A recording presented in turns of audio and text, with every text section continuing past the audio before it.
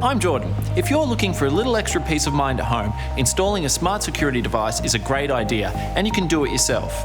I'm going to show you the difference between our keyless locks and smart doorbells, and you can decide what best suits your home. Keyless locks are great for busy families or people like me who have trouble remembering their keys. As you can see, they are stylish and compact. Most of them are easy to install with no door frame cuts needed. And once connected to your app, you can lock and unlock the door from your smartphone. Some of them will even send notifications when your family has arrived home safely. They will even lock automatically, so no more worrying whether you've left the house unlocked. If you're looking for an extra set of eyes on your home, a video doorbell takes minutes to install and lets you answer the door from pretty much anywhere in the world using a smartphone. You'll get instant mobile alerts when people press your doorbell or trigger the built-in motion sensors. And when you answer the alert, you can see, hear and speak to who's at your door. And those are two fantastic smart solutions to add to your home.